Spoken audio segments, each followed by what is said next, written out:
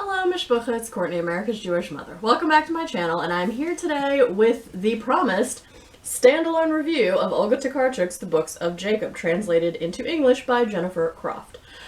So I finished this yesterday. I started it, I think, on November 18th or 19th and finished it yesterday, December 27th. So it took me about 5.5 weeks to get through this, and I did read it every day or almost every day, and I read...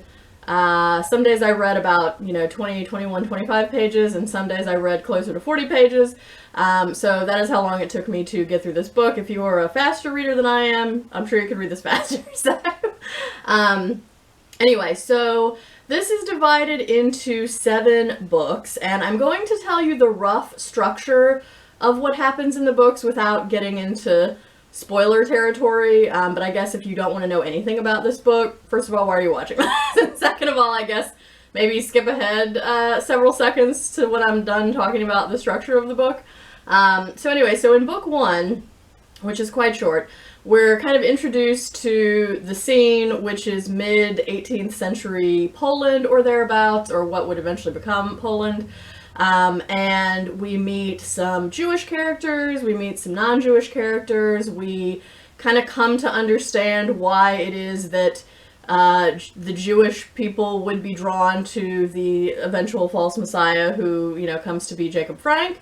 So it's kind of like set up and scene setting, more or less. And then in book 2, we actually get introduced to the character of Jacob Frank, and he starts amassing followers and traveling around and gaining more followers. And then in book 3, there is a dispute basically between the Frankist sect and the traditional Jewish community that basically causes a schism in the Jewish community, and there's a lot of infighting, and both groups try to get the Catholic clergy to sort of intervene on their behalf in this disputation. Then in book 4, we see the Frankists actually, because they had already kind of said that they would do this before, we see them all convert to Christianity. And then, without getting into spoiler territory, in book 5, we see the Frankist sect at a pretty low point.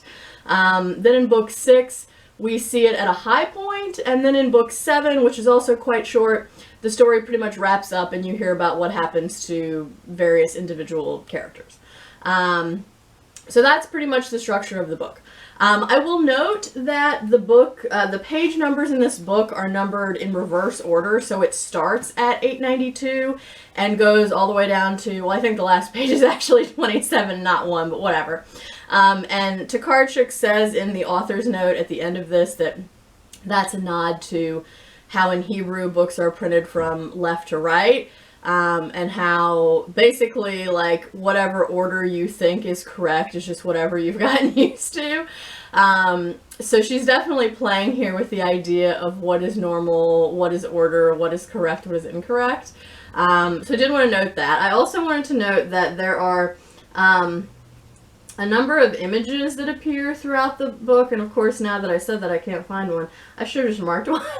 Oh, here's a good one. Big map. So there's a number of images like this that appear throughout the book. Sometimes they take up multiple pages, sometimes, just part of the page or whatever. There's another one that's talking about a cave that's shaped like the Hebrew letter Aleph.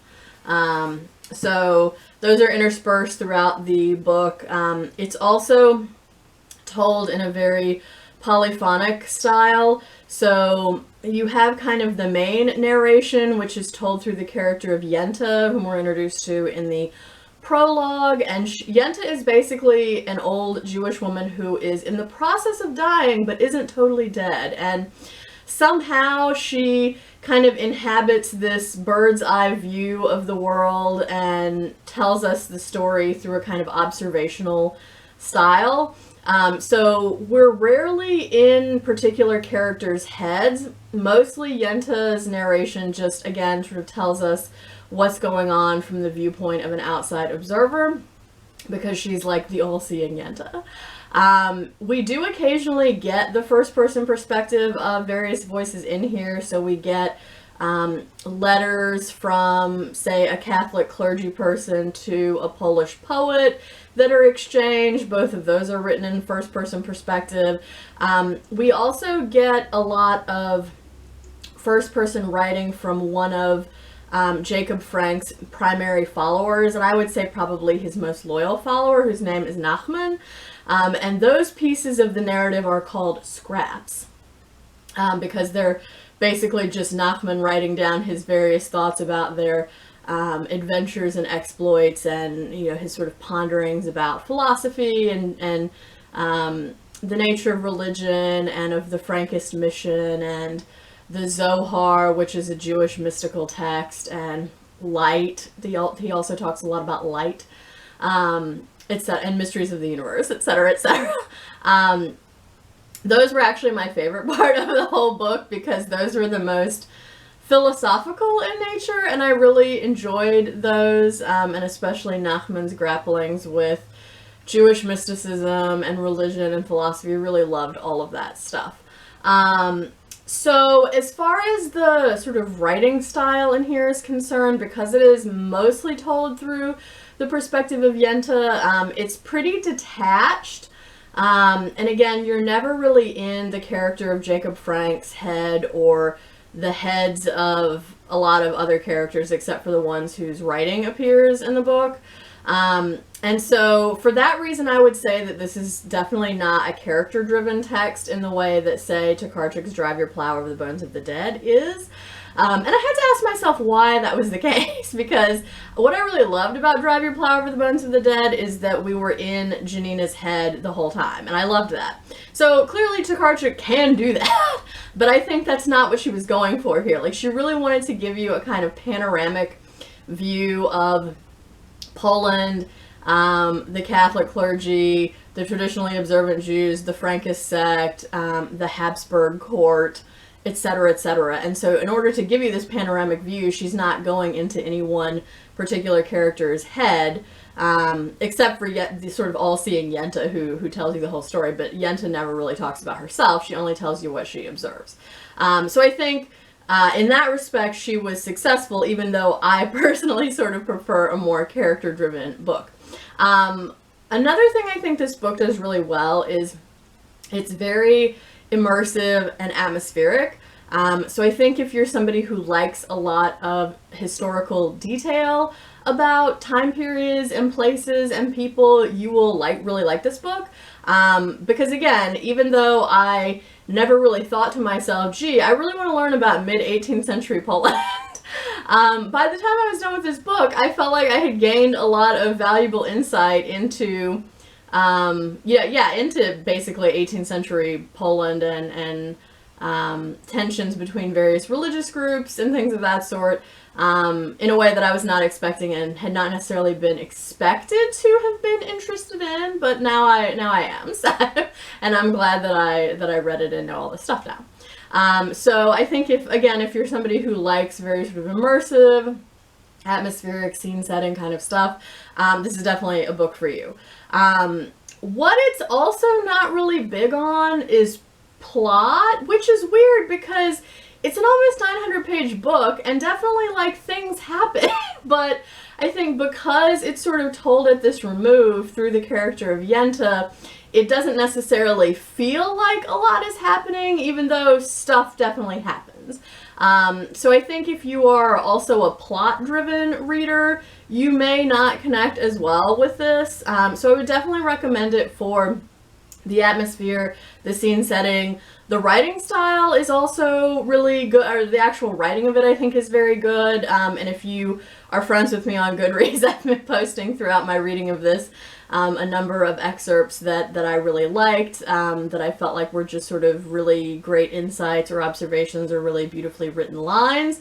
Most of those, I don't know if it's all of them, but the vast majority of them came from Nachman's scraps that he writes throughout this. Just FYI. So I really liked those portions of this.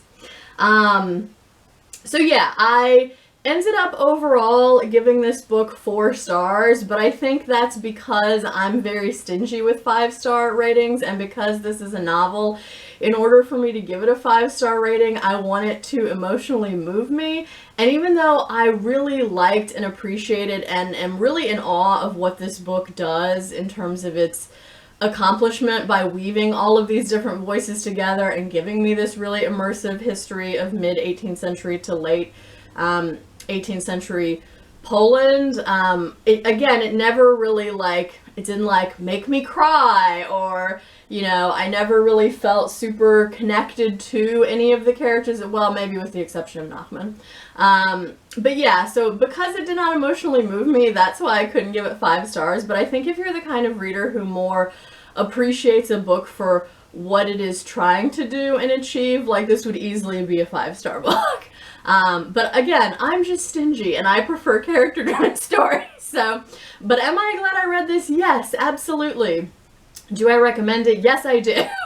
I'm also curious to hear what other people will make of this book, especially the sort of more esoteric discussions and musings on aspects of Jewish mysticism, because those do get discussed in here. And it's not stuff that I was all familiar with, but I mean, I do know what the Zohar, and, you know, I know what the Zohar is, and I knew what, like, sort of who and what various people and terms referred to were, so I at least had, like, some passing familiarity with them, even if I wasn't intimately familiar with them. So I'm definitely curious what people who, like, don't know about any of this stuff will make of this. So anyway, I guess to sort of sum up, this book definitely explores themes of, like, insiders and outsiders. It certainly also explores maps and boundaries. Like, there are a number of maps included here as illustrations, but also the Frankist and Jacob Frank himself travel around to various locations and places throughout the approximately 50 years or so that the novel focuses on. And it's also interested in questions of light versus darkness. And yeah, and ultimately how we know what we know and why we decide to cling to one system of values and philosophy over another. But yeah, this is really a masterfully done work, and I completely understand why the Nobel Prize Committee cited this as Olga Tokarczuk's magnum opus. So yeah, that is my review of this. Let me know down in the comments below if you've read this, if you're in the process of reading it, if you're now interested in reading it. Anything at all, I will be happy to talk to you down in the comments below. Thank you for watching this. I hope everyone is staying healthy and well. I hope you're doing good reading whatever you're reading. And until next time, would I kill you to call your mother?